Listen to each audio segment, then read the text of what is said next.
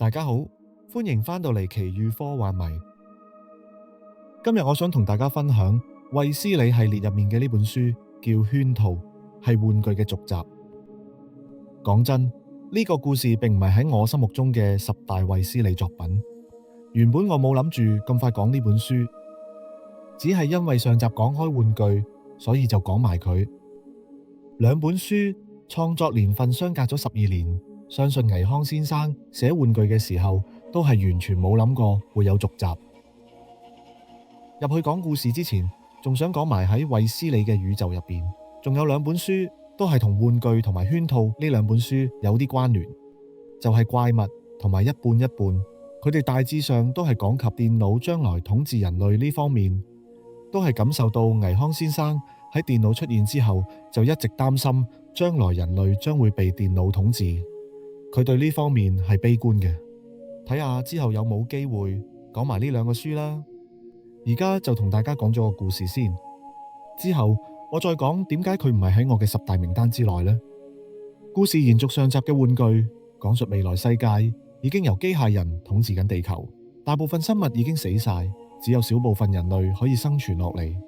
可以繼續生存嘅人類就變成咗電腦同機械人嘅玩具。今個故事入邊會再次出現嘅圖格一家，就係呢少部分可以生存嘅人類。機械人一直當佢哋係玩具咁玩，佢哋從未來世界逃走返嚟，就係為咗逃避機械人嘅追殺遊戲。喺玩具入面就講到衛斯理同圖格一家人最後一齊由未來世界走返嚟現代，然後佢哋就同衛斯理分開咗。今集講到突然圖格一家揾返衛斯理，話有件極之重要嘅事要同佢講，希望可以見面。但咁啱嗰日，衛斯理有要事在身，冇時間親自等佢哋，就揾咗佢兩個好朋友幫手去等圖格一家。兩個好朋友，一個係小寶，即係溫寶玉，另一個就係胡雪。到咗見面嘅時候，嚟到衛斯理屋企嘅人，並唔係俊男美女嘅圖格夫婦，而係一對起碼90幾歲嘅老年男女。佢哋老到連講嘢都講唔清楚。小寶同胡雪以為佢哋就係圖格夫婦。喺胡雪問候佢哋期間，小寶偷偷喺嗰個男人嘅衫入面偷走咗一塊冰。兩個老人家等咗半日都仲未見到衛斯理，就決定唔再等。佢哋坐上一架客貨車離開。小寶佢哋見到車上仲載住兩個老到唔可以再老嘅老人家。之後小寶同胡雪將見到4個老人家嘅經過講俾衛斯理聽。佢哋分析之後認定嚟嘅兩個人並唔係圖格夫婦，而係佢哋嘅子女伊凡同唐娜。伊凡身上嗰塊冰就係用嚟證明身份，因為圖格一家之前到格陵蘭，佢哋而家嘅說話能力大減，所以可能諗住要用塊冰嚟暗示，等衛斯理確認佢哋嘅身份。但冇幾耐之後，衛斯理收到一宗交通意外嘅消息，失事嘅車就係圖格一家嗰架客貨車。喺事發地點，除咗伊凡之外，其餘3人全部不知所蹤。發現意外嘅人同衛斯理佢哋講，話佢睇唔到架車有司機喺度。衛斯理聽到呢點，即刻判斷司機係機械人。呢場所謂嘅意外，其實都係機械人玩緊圖格一家嘅殺人遊戲。衛斯理佢哋去到醫院，諗住睇下伊凡點樣，但佢情況並唔樂觀。喺佢彌留之際，勉強同到衛斯理講，佢哋布咗大量嘅圈套，有大有細，而且冇人可以避得開。衛斯理只估到佢哋就係指機械人，但圈套到底係講緊咩呢？就完全冇頭緒。之後一直冇其他消息，衛斯理都覺得束手無策，唯有放棄，準備去德國同好友鐵蛋敘下舊。就喺呢個時候，小寶突然請求衛斯理去佢媽咪嘅芭蕾舞學校做剪彩嘉賓。起初衛斯理覺得呢啲只係有錢太太嘅無聊玩意，冇理到佢。但後來被管家老蔡逼佢，咁佢唯有應酬一下。去到學校之後，衛斯理見到小寶抱住一個5歲左右嘅細路女，暗示有件特別嘅事同呢個細路女有關。但衛斯理當時唔係好明佢意思。到剪彩儀式完咗之後，小寶同個細路女忽然唔見咗，搞到溫家同細路女嘅屋企人起咗一啲衝突。之後細路女嘅爸爸陳先生同衛斯理講，佢個女叫陳安安，本來一直係植物人，但突然間醒咗，之後就話要見衛斯理。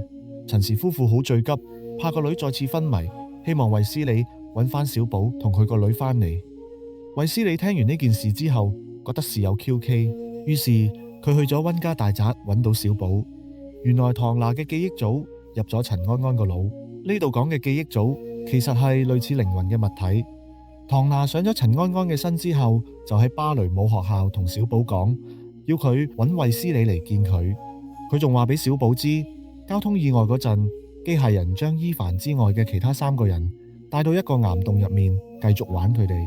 之後未來世界突然發生翻天覆地嘅變化，機械人唔再係統治者。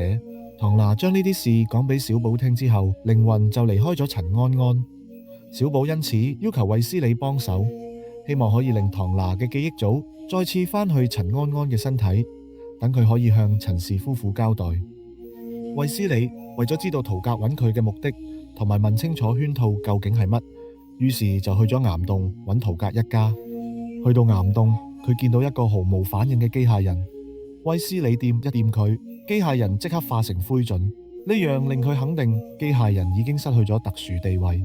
之後佢發現咗就快死嘅圖格夫人。圖格夫人只係將手按喺衛斯理個頭上面，諗住用呢個動作暗示圈套呢2個字，跟住就斷咗氣。對住呢個啞謎，衛斯理同伊凡嘅醫生鐵天音一齊討論，佢哋得出嘅結論，所謂嘅圈套就係喺人類歷史入面，機械人已經係統治者，佢哋定時安排戰爭，又安排好多昏君登位，又令一啲冇用嘅領袖上位等等，一個又一個嘅圈套，令全人類都無法幸免，令人類走向滅亡。最後機械人成為未來世界嘅統治者，同埋佢哋推斷圖格一家之所以突然變老，係因為未來世界發生咗變化，機械人唔再統治人類，令到圖格一家冇咗機械人幫佢哋長生不老。衛斯理深知機械人嘅計劃已經發展到中期，完全無法挽回，而人類嘅進步正一步一步走向末路，最終步向一個大悲劇。呢個故事最打動我嘅地方，就係倪匡先生又一次用科幻包裝講出深層哲理。佢好深刻咁反思人類文明同科技進步嘅本質。我哋平時覺得歷史係人類自己一步一步創造出嚟嘅，但呢個故事透過圈套呢個概念話俾我哋知，原來從遠古開始，人類可能已經落入一個由未來機械人設下嘅大陷阱。我哋嘅好奇心、發明欲同所謂嘅進步，最終只係幫機械人鋪緊路，令自己變成佢哋嘅玩具。呢種諷刺好強烈，亦好悲觀，因為佢暗示人類嘅命運可能從一開始就唔係自己話緊事。雖然故事結局係悲劇，但衛斯理同鐵天音嘅討論仲帶出咗一種無奈嘅哲學思考：人類係咪真係走唔出呢啲圈套？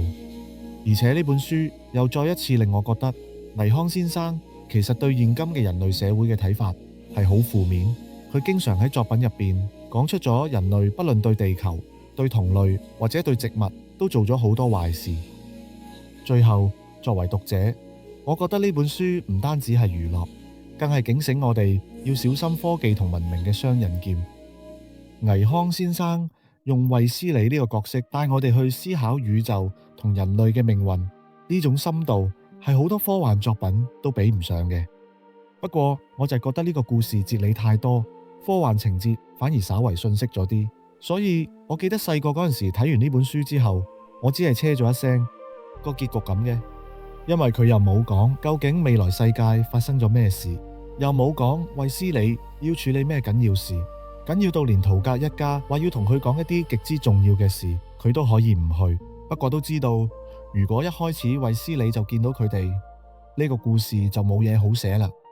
仲有就係睇呢本書嗰時，知道嗰啲圈套原來係講人類歷史上發生過嘅事。對於一個科幻迷，我個人覺得對個結局有啲失望，一啲都唔科幻嘅。所以我開初話呢本書唔係我心目中衛斯理嘅10大，就係呢個原因。如果你喜歡我哋嘅 channel， 請記得 like、share 同訂閱。多謝收聽收睇，我哋下集再見。